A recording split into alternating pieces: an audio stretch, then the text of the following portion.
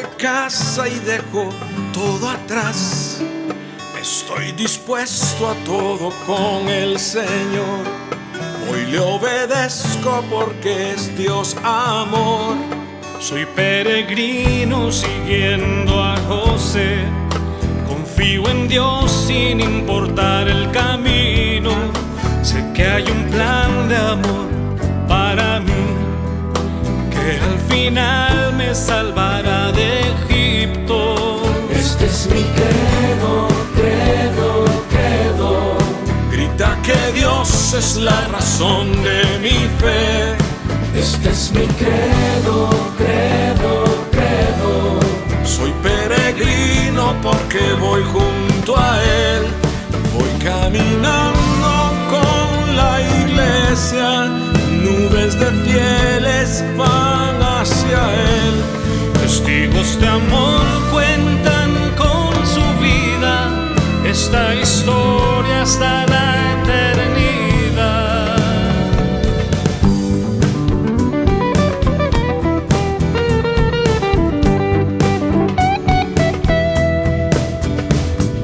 Credo, credo, credo. Credo, credo, credo. Credo, credo, credo. Soy peregrino con gente de a pie, santos sencillos que esparcen la fe. En Dios el Padre, en Jesús y el Espíritu, pueblo de Dios, iglesia peregrina. Este es mi credo, credo, credo. Grita que Dios es la razón de mi fe. Este es mi credo, credo, credo. Soy peregrino porque voy junto a Él. Voy caminando con la iglesia. Sé bien en quién creo con toda certeza. Unido al canto de María, los apóstoles proclamo la fe. Credo, credo, credo. Credo, credo, credo. Credo, credo, credo.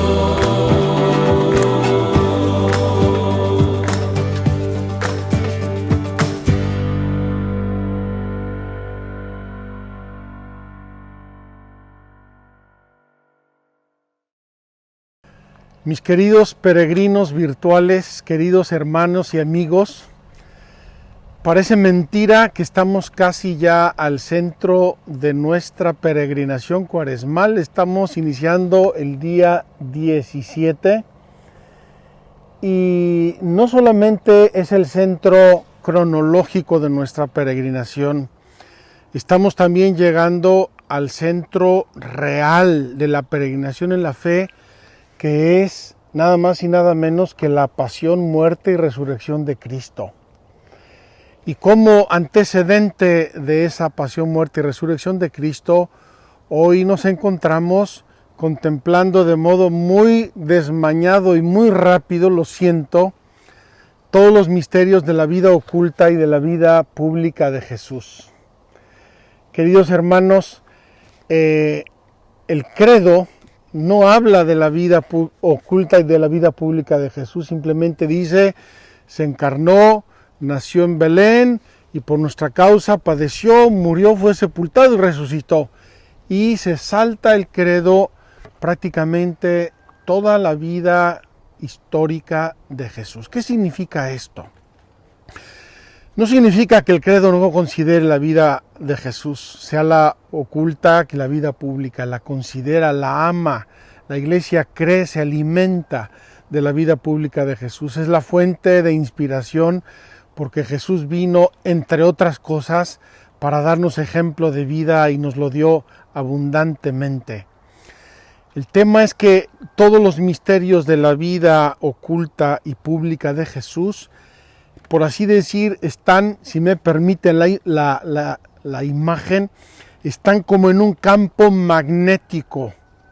Es una imagen entre el misterio de la encarnación y el nacimiento y el misterio de la pasión, muerte y resurrección de Cristo.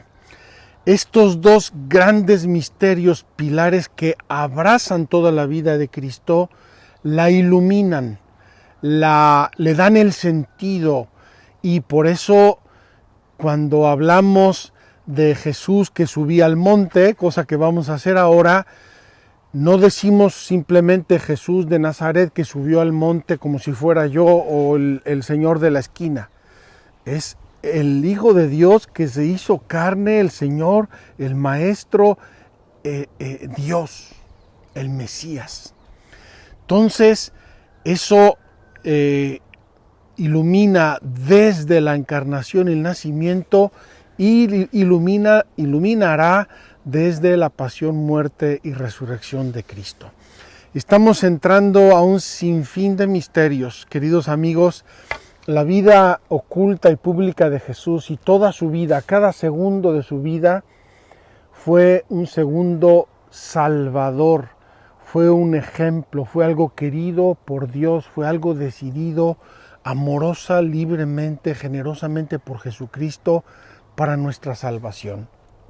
Y con esto quiero decirles que también lo que nos refieren los evangelios, que es una minimísima parte de la vida de Jesús, es lo que el Espíritu Santo iluminó a los evangelistas que recogieran para salvarnos. Lo dice el evangelista San Juan, cuando dice, tiene dos expresiones en el capítulo 20 o 21, dice, estas cosas fueron escritas para que creáis que Jesús, es decir, el hijo de José y de María, Jesús, el hombre que caminaba por aquí, Jesús, que Jesús es el Hijo de Dios y que por él tengáis vida eterna, para que creáis que Jesús, el hombre, el Hijo de Dios encarnado, hecho hombre, Jesús es el Hijo de Dios, es decir, es Dios, y que por él tengáis vida eterna. Y va a decir también el evangelista San Juan que él escribió muchas cosas, pero dice muchísimas más se podrían haber escrito, que no habría biblioteca en el mundo que pudiera contener los libros. Es una exageración porque la vida de Jesús duró 33 años y seguramente se hubiera podido escribir y guardar en una biblioteca. Lo que él quiso decir, además de que dejó muchas cosas sin escribir, es que lo que escribió tiene un valor divino, completamente humano y completamente divino. Queridos amigos, llevamos 2000 años meditando en los evangelios y apenas estamos en la antesala del umbral para entrar a la riqueza del evangelio. ¿Se dan cuenta de lo que eso significa? Llevamos 2000 años meditando y seguimos descubriendo cosas, relaciones, significados. Y no solo eso, cada uno de nosotros, conforme va pasando su vida y va adquiriendo nuevas experiencias, va viendo el evangelio desde otros ángulos y se va alimentando y lo va gozando. Y así nos vamos a morir todos sin agotar ni siquiera de lejos el misterio de Cristo que nos refieren los santos evangelios. Quiero mostrarles en el mapa, nuestro mapa, supermapa tecnológico, quiero mostrarles dónde estamos. Este es el Mar Muerto, aquí está Jerusalén, aquí al ladito está Belén, ya hemos estado allí. Y este es el valle del Jordán, el río Jordán, que nace aquí al pie del monte Hermón. Y aquí tenemos el mar de Galilea. Y al norte del mar de Galilea, en estas colinas, es el monte de las bienaventuranzas. Queridos hermanos, un monte maravilloso donde Jesús proclamó su mensaje, su misterio, el reino de Dios, las bienaventuranzas, la nueva ley. No me quiero extender en estos misterios porque Ya hablé de ellos en la peregrinación del mes de octubre, en la peregrinación del Rosario, y ahí tienen ustedes todos los misterios de la vida de Jesús según el Rosario, y ahí abundamos mucho en la vida de Cristo. Pueden ustedes verlo cuando quieran, está a su disposición, estará siempre. Quiero decir una última cosa en esta breve introducción, porque ya tengo ansias de empezar a caminar el monte de las bienaventuranzas y ver el mar de Galilea. Aunque hoy es un día un poco brumoso, en el camino me decía Paola: padre, es un día medio feo, ¿cómo vamos a grabar así? Y le dije: Paola, así lo vio Jesús, así predicó, así lo caminó, y también así lo vamos a ver nosotros. Habrá días hermosísimos y días un poco complicados. A lo que voy. Queridos hermanos, estamos en el año 2021. Hace poco, entre comillas, celebramos el año 2000 años del nacimiento de Cristo, 2000 años del comienzo de la redención. Pero ya estamos más cerca del 2030, que es cuando Jesús comenzó su vida pública. Y 2030, 2031, 2032 van a ser el 2000 aniversario de la vida pública de Jesús, y el 2033 van a ser los 2000 años de la pasión, muerte y resurrección de Cristo. Queridos hermanos, qué regalo, que ojalá con esta peregrinación en la fe calentemos un poco los motores a control remoto para irnos preparando a estos grandes jubileos. Estos jubileos gigantes de nuestra redención, del amor de Dios, de la revelación de la fe, porque también nosotros tenemos que prepararnos. Parecen muchos años, pero está a la vuelta de la esquina. 2000 años de la vida pública de Jesús, y ahora estamos ya en los 2000 años de la vida oculta de Jesús. Mientras tanto llegará también el año 2025, que va a ser un año santo, un año jubilar, y tenemos por delante verdaderamente banquetes de gracia, banquetes de bendiciones. Ojalá, queridos hermanos, que esta catequesis de hoy, que va a ser literalmente un pequeño empujoncito a tantos y tantos misterios, nos abra el apetito para conocer los evangelios, para amarlos y para a través de ellos conocer a Dios. Síganme, no se me pierdan en el camino. Vamos a caminar el monte de las bienaventuranzas.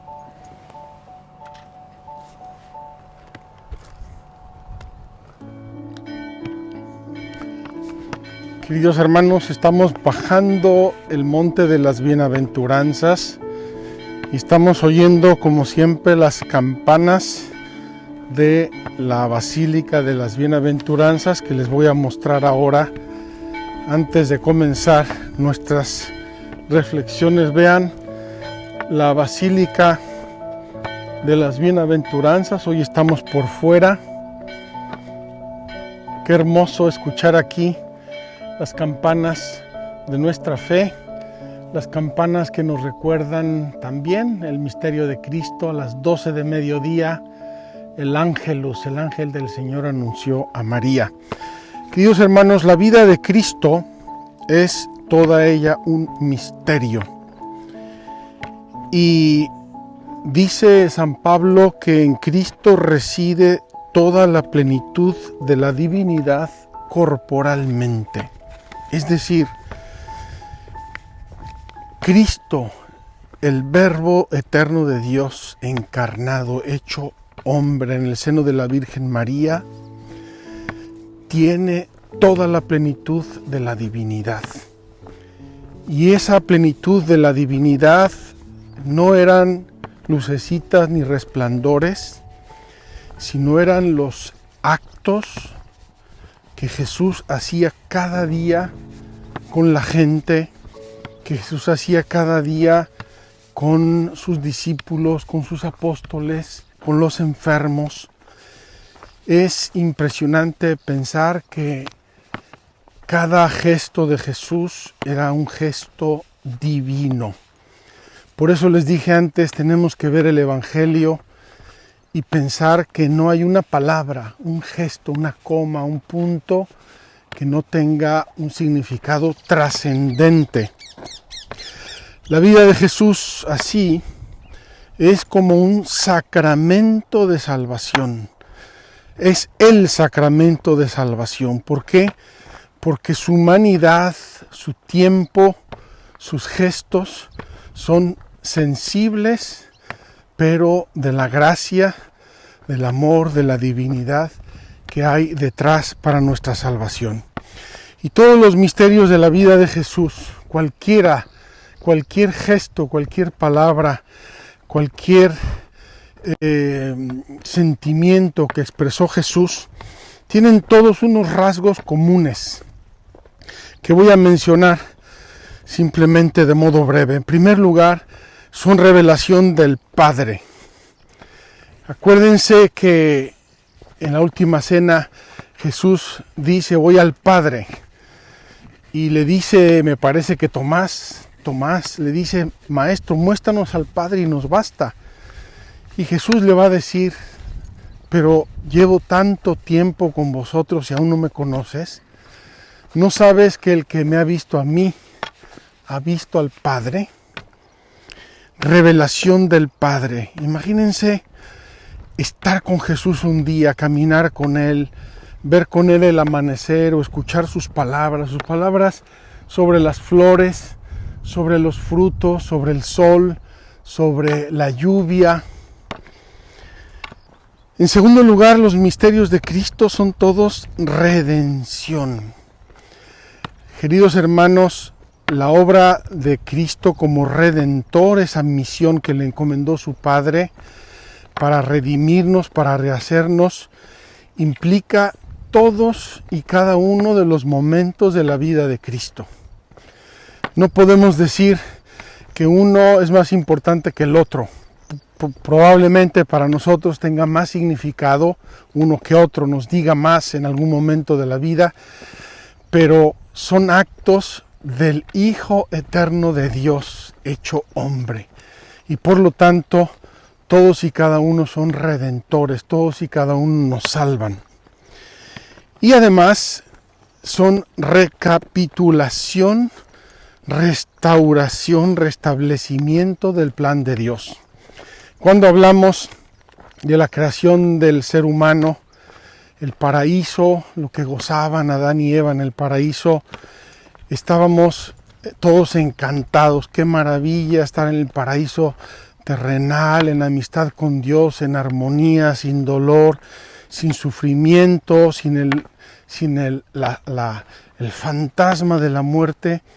Pues queridos hermanos, la vida de Jesucristo toda entera y sus misterios son recapitulación de lo que el Padre quiso hacer desde el principio con todos y cada uno de nosotros. Por eso dice el credo: por nosotros los hombres y por nuestra salvación. Por nosotros los hombres y por nuestra salvación.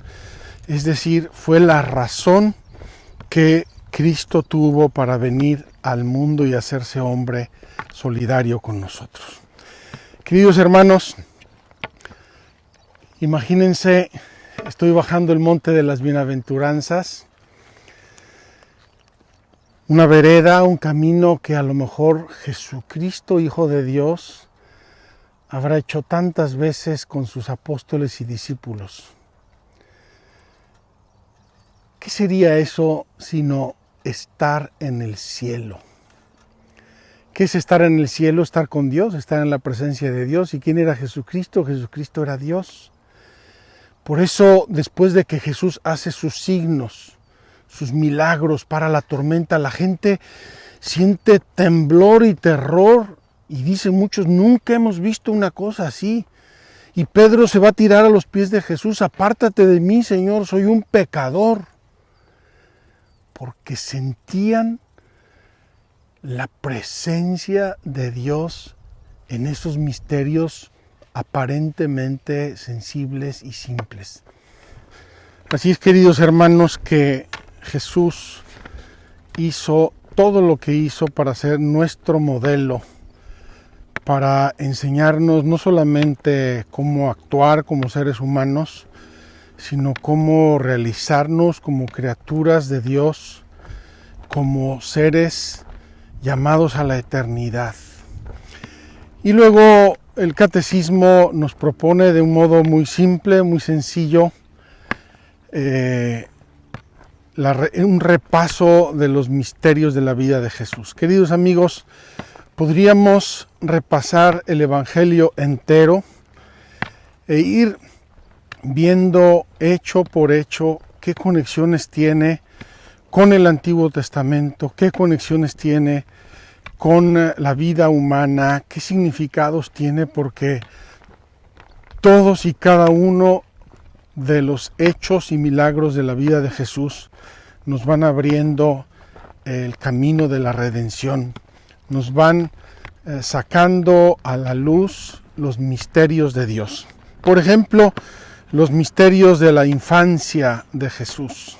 Queridos amigos, desde la antigüedad, Dios Padre va preparando a través de los profetas la venida de Cristo, y encontramos en la Sagrada Escritura tantos elementos que son figuras, tipos de lo que va a vivir Jesús.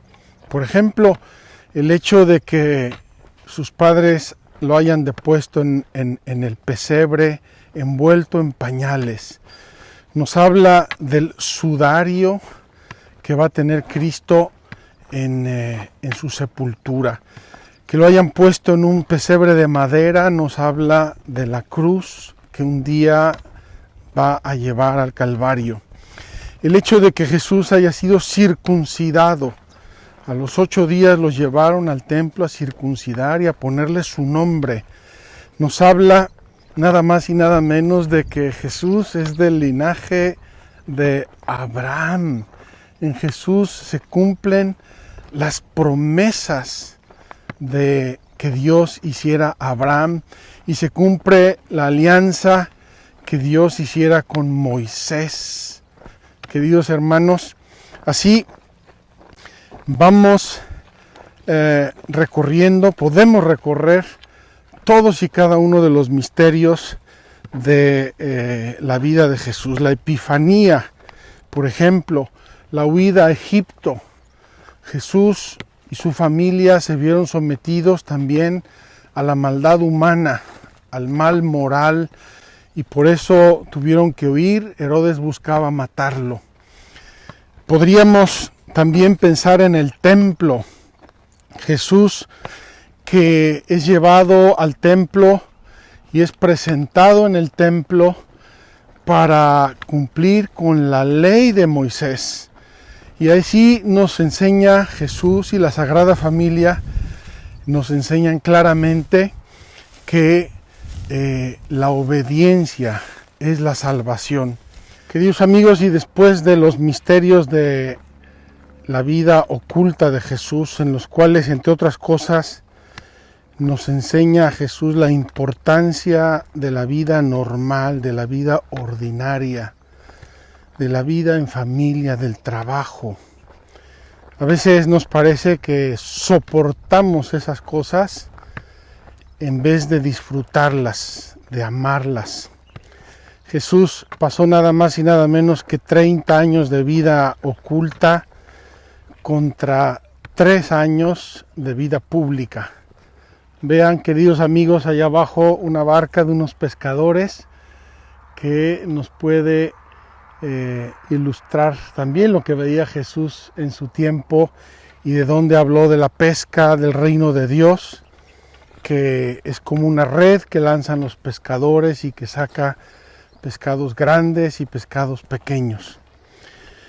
Queridos amigos, después de la vida oculta, los 30 años de vida oculta, en donde, entre otras cosas, está la figura maravillosa de San José, y ojalá que la valoremos mucho en este año, pasa Jesús a su vida pública. 3 años de vida pública, y estamos en el centro, en el corazón de la vida pública de Jesús en este mismo momento. Estamos en Galilea, en el Monte de las Bienaventuranzas, al lado de Cafarnaún. Estamos verdaderamente en el núcleo, en el centro de la vida pública de Jesús. Y aquí vamos a sentarnos en un momento con una vista preciosa del mar de Galilea para terminar nuestra catequesis repasando los misterios de Cristo. Les decía, comienza la vida pública de Jesús. Dice el Evangelio que va a bautizarse, un ejemplo gigante de Cristo, de humildad. Se pone en la fila con los pecadores y es bautizado como uno más, cuando el mismo Juan Bautista se negaba a bautizarlo porque decía que tenía que ser él, Juan Bautista, bautizado por Jesús. Queridos amigos, estamos aquí en este lugar.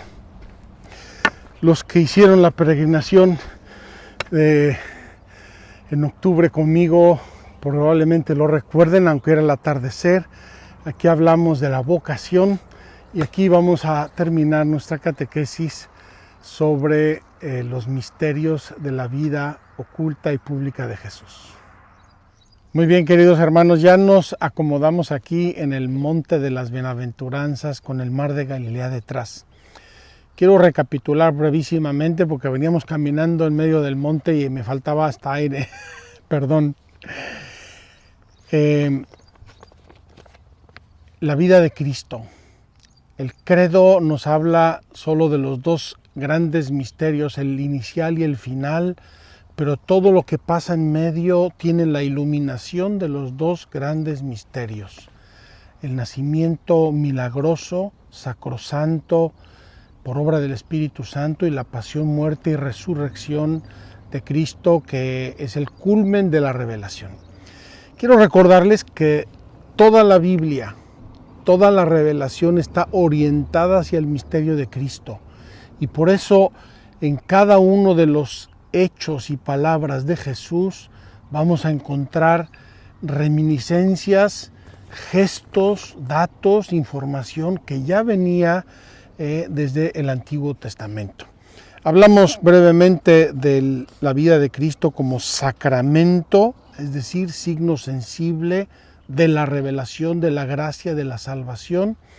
Y también hablamos de los rasgos que tienen todos los misterios de Cristo, como revelación del Padre, redención, recapitulación de la humanidad y también la comunión, nuestra comunión con los misterios de Cristo. Queridos hermanos, hay varias oraciones en la liturgia que hablan de que Cristo asumió nuestra vida, nuestra humanidad, para que nosotros tuviéramos su vida divina.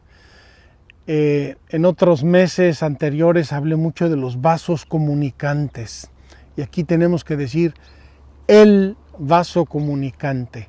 Cuando Jesús asume nuestra humanidad, ya hablamos de eso en los días pasados, asume nuestra humanidad y se hace hombre, se encarna, de algún modo nos está haciendo a nosotros asumir su divinidad y por eso Él es nuestra comunión con Dios Padre. Y eso es recrear la belleza del plan de Dios del paraíso, el plan original de Dios. Hablamos brevemente de los misterios de la infancia y vida oculta de Jesús, repito, de modo muy desmañado, además caminando monte abajo, pero todo ahí tiene su riqueza y su significado. Y me permito insistir en el valor de la vida sencilla, el valor de la vida oculta, el valor de la vida de familia, el trabajo.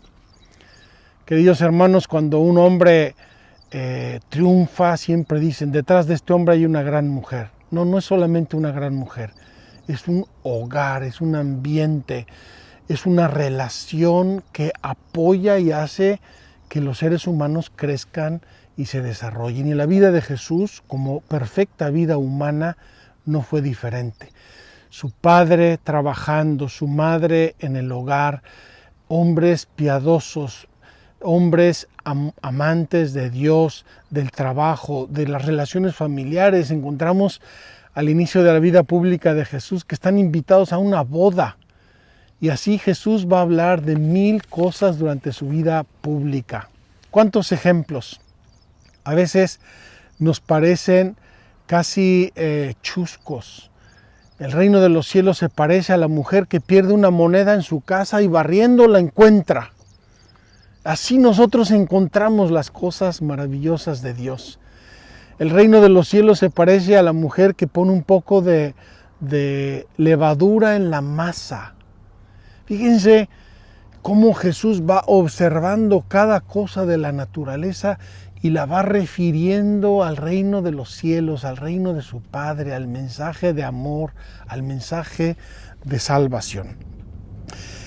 Vamos a pasar a los misterios de luz, que es la vida pública de Jesús. Queridos hermanos, en el bautismo tenemos antes que nada una teofanía, una aparición de Dios. Hay una voz del cielo: este es mi Hijo amado, en quien me complazco. Ahí está el Padre, Dios nuestro Padre, Creador Todopoderoso, diciéndonos: aquí está mi Hijo, escúchenlo, es Él. Él es mi revelación, Él les va a enseñar el camino.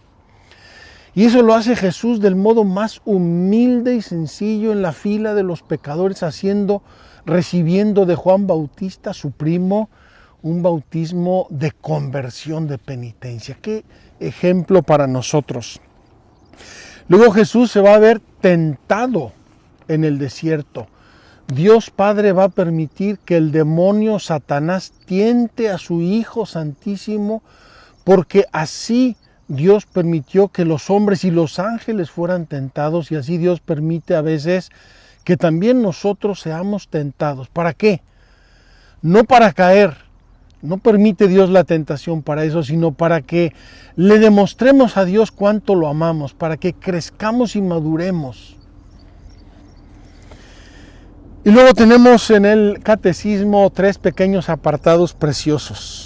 El reino de los cielos está cerca, el anuncio del reino de Dios y los signos del reino de Dios. Queridos hermanos, cuando Jesús empezó su predicación aquí a 2 kilómetros de distancia en Cafarnaún, ¿qué dijo? El reino de los cielos está cerca, ya llegó el reino de los cielos. ¿Y qué pasa? Jesús empieza a predicar y empieza a obrar signos, empieza a hacer milagros. ¿Qué son los milagros? Los milagros son signos que Dios permite y realiza para probarnos su fuerza, su amor, su omnipotencia, su misericordia, su providencia. Cuando decimos que un santo hace milagros, no los hacen los santos. Todos los milagros los hace Dios. Y esos milagros tienen que ser cosas excepcionales, fuera del orden de la naturaleza. Y Jesús hizo muchísimos. Yo he comentado algunas veces un ejemplo, y quiero comentarlo hoy porque hay muchos peregrinos que quizá no me han escuchado anteriormente. Ustedes imagínense que un día en el chat les dicen: oye, en la gasolinera de la esquina regalan la gasolina. No, imagínense las colas y todo el mundo reenviando en el chat: oye, aquí regalan la gasolina. No, pues la cola va a llegar a 100 kilómetros. Imagínense que Jesús vive en Cafarnaún, donde pasa la vía Maris, la grande vía que conecta un poco todo el Medio Oriente de la antigüedad con el Mediterráneo, con Roma, con el Imperio. Y Jesús un día cura a un paralítico, al día siguiente cura a un ciego de nacimiento, y luego cura a una mujer encorvada, y luego calma una tempestad inmensa. Y aquí, a 2 pasos, aquí abajo a 50 metros, hace la multiplicación de los panes y de los peces. Y esto lo hace Jesús en la vía Maris, donde están pasando soldados, peregrinos, viajeros, pastores. Imagínense que llevan la voz: oye, mira que el paralítico, oye, el ciego, mira. Y empiezan a venir a borbotones personas de todo el territorio circunvecino. ¿Quién es el que está haciendo esto? Esto lo está haciendo Dios Padre. Está congregando en torno a su Hijo amadísimo multitudes. Algunos de esas multitudes van a hacerse discípulos fieles y perseverantes. Algunos de esos discípulos Jesús los va a llamar apóstoles, es decir, enviados. Y con eso Jesús empieza a establecer su iglesia. Y su iglesia es el reino de Dios en la tierra. Queridos hermanos, nosotros estamos mal acostumbrados a pensar en la iglesia como una institución humana y a ver los aspectos externos, sociales o políticos o históricos de la iglesia. Y la iglesia tiene muchos pecados y tiene muchos errores y los conocemos, no hace falta repetirlos ahora. Pero eso es solo una partecita de la iglesia. La iglesia tiene como cabeza a Cristo, Hijo de Dios. Y la sangre que circula por este cuerpo de la iglesia es la gracia infinita del amor. Y la estructura son los mandamientos del amor de Dios. Luego hay unas partes canónicas que pueden cambiar, que son más humanas y un obispo puede decir una cosa un poco fuera de lugar o hacer unas declaraciones que no entendemos claramente, etc. Pero acuérdense que la iglesia es el cuerpo místico de Cristo y su cabeza es Cristo mismo. Vamos a hablar de esto cuando hablemos de la iglesia. Entonces Dios Padre congrega a los hombres en torno a su Hijo y comienza a nacer. Es el germen y comienzo del reino de Dios. Ese comienzo, empezamos a vislumbrar con la iglesia lo que va a ser y lo que es el reino de Dios en los cielos y lo que va a ser al final de los tiempos cuando Cristo venga a juzgar a todos los hombres. El anuncio del reino de los cielos llega a todos los seres humanos, queridos hermanos. Es hermoso ver cómo Jesús llama publicanos, fariseos, gente sencilla, doctores de la ley, hombres y mujeres, niños. Jesús va a abrazar a los niños y les va a decir, si no os hacéis como niños, no entraréis en el reino de los cielos. Dios quiere que seamos sencillos. Es la grande predicación maravillosa del reino de los cielos. Y Jesús va a tener cantidad de parábolas, imágenes, figuras.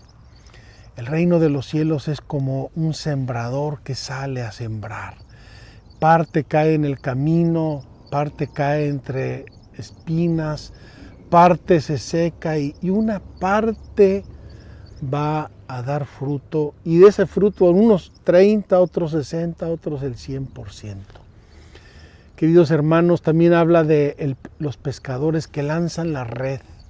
El reino de los cielos es como una red que se lanza y de la cual los pescadores van a separar los peces buenos y los malos.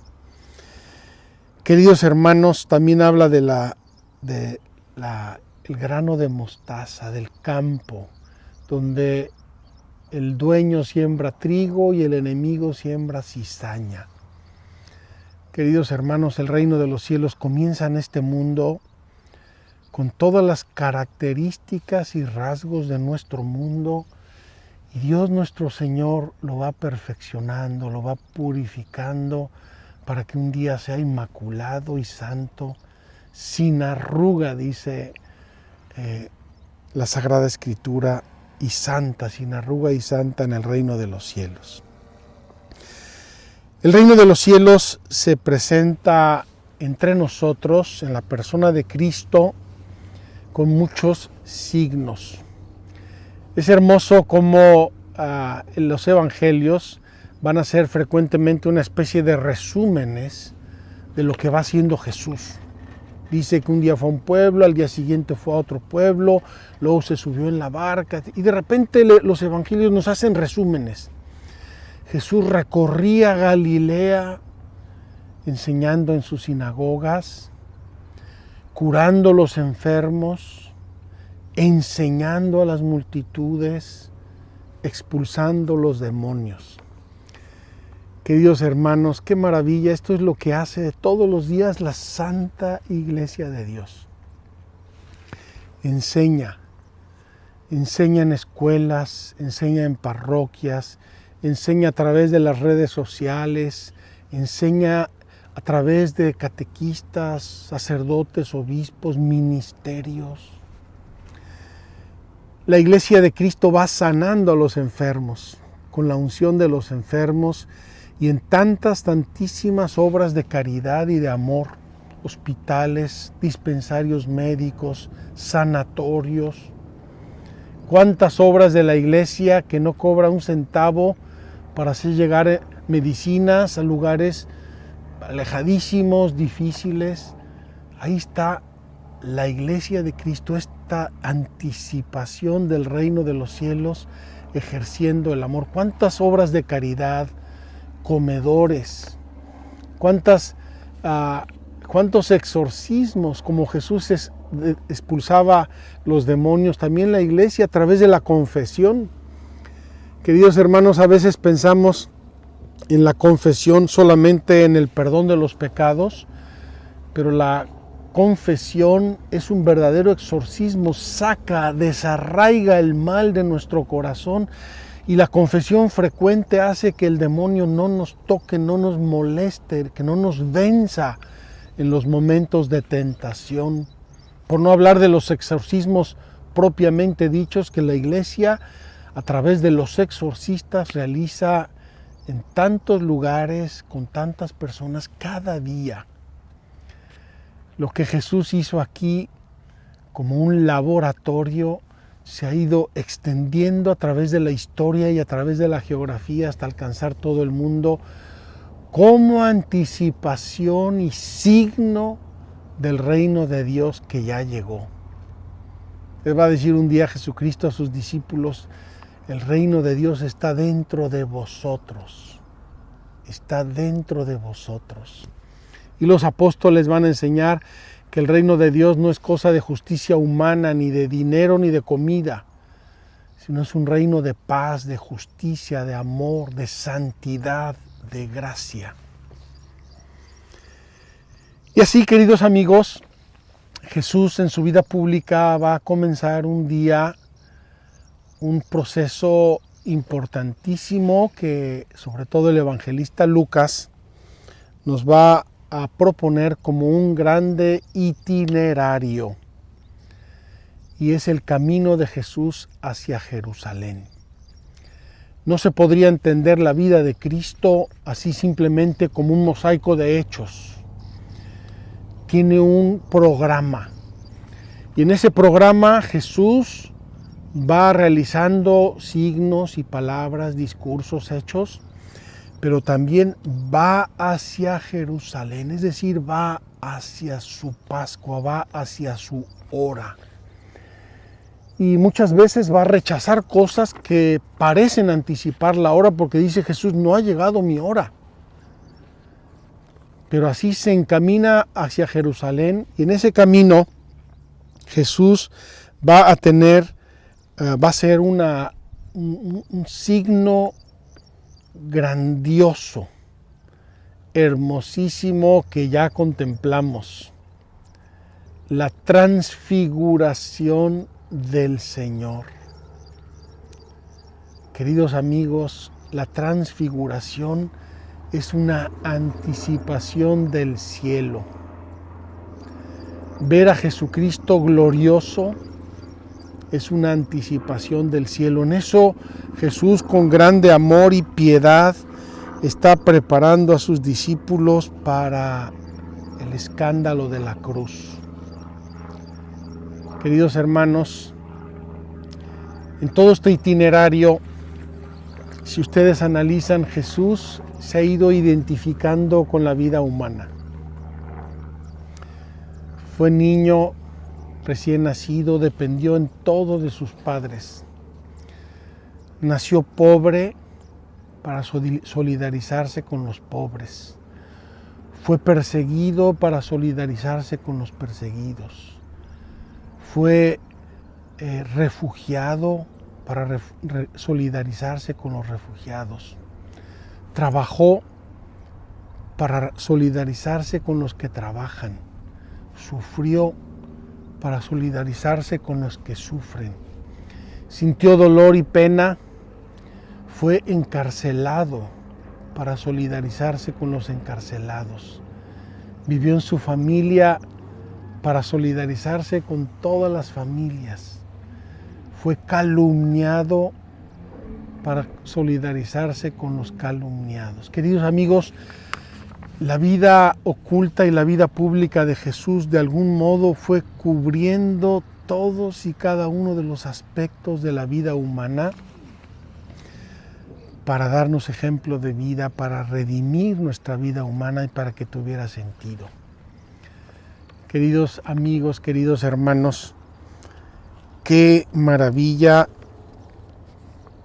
repasar la vida de Jesús. Qué maravilla leer el Evangelio y encontrarnos, todos y cada uno de nosotros, encontrar nuestra vida reflejada completamente en la vida de Cristo, para que nuestra vida sea redimida, rehecha, para que tengamos un camino claro y cierto de salvación, de felicidad. Jesús no vino a abolir muchas cosas humanas, vino a darle sentido y anticipar con ello la redención perfecta, total, que alcanzaremos en el reino de los cielos.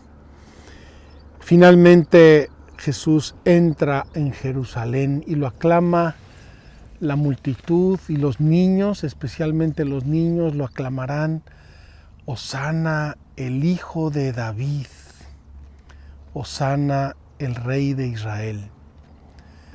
Queridos hermanos, toda la vida de Jesús va ahora entrando a Jerusalén, nada más y nada menos que para vivir el misterio de su pasión, muerte y resurrección. ¿Cuánto tenemos que acercarnos a este Cristo? ¿Cuánto tenemos que conectar con su vida? ¿Cuánto tenemos que prepararnos para vivirla cada día en la misa? Fíjense que en el santo de la misa, cada día recordamos esta entrada de Jesús en Jerusalén. Bendito el que viene en nombre del Señor. Bendito el que viene en nombre del Señor.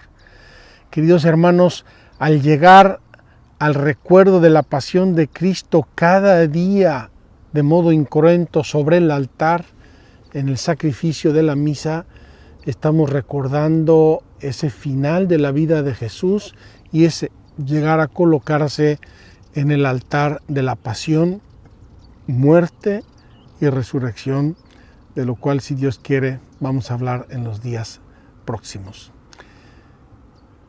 Queridos amigos, para terminar, quiero platicarles una anécdota que me pasó hace muchos años en Italia, en Nápoles.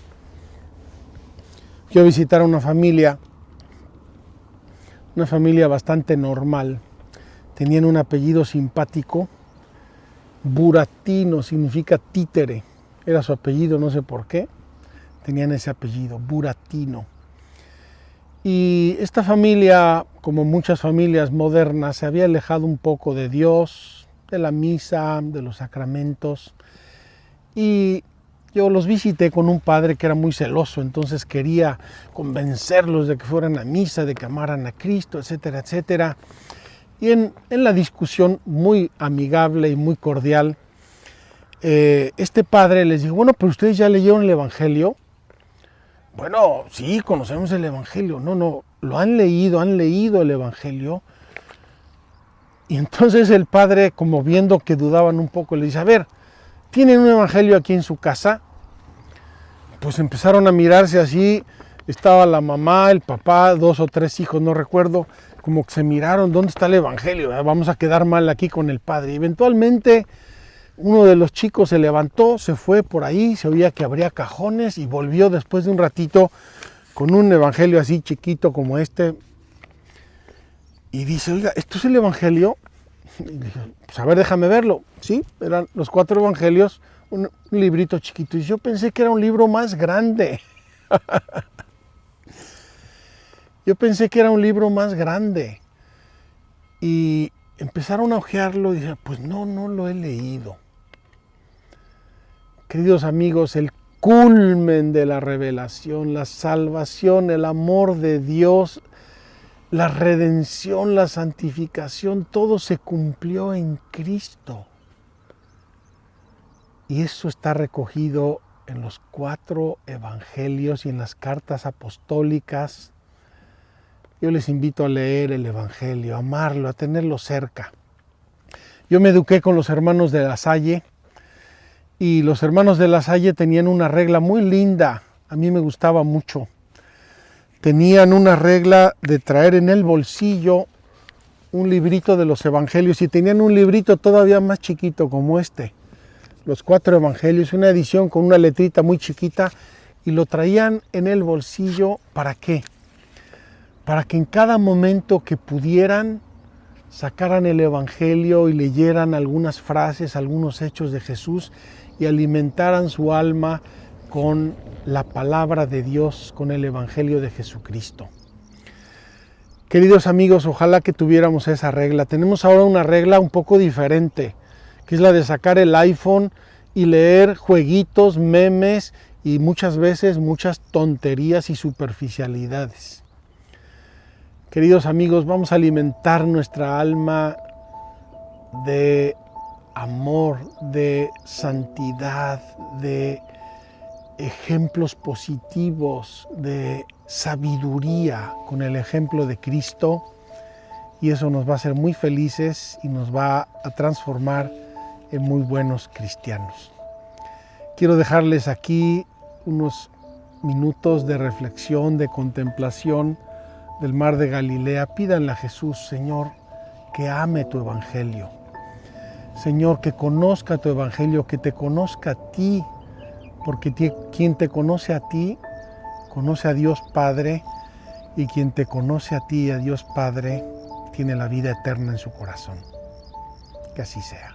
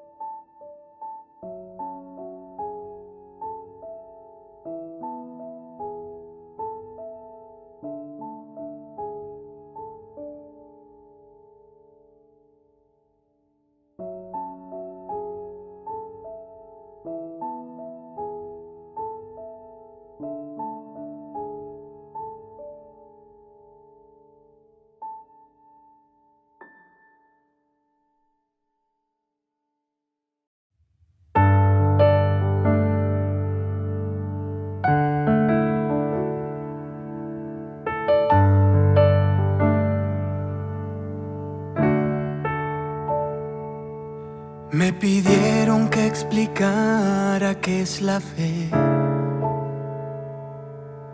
Me di cuenta que no hallaba las palabras y tratando de encontrarlas lo dudé. ¿Qué es la fe? Es creer que hay algo más que nuestra vida. La confianza de saberme acompañar,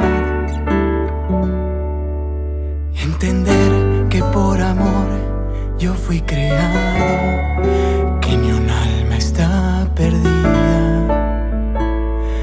Creo en ti, más allá de lo que veo y lo invisible, lo que creo conocer y lo imposible. Creo en ti, es por la fe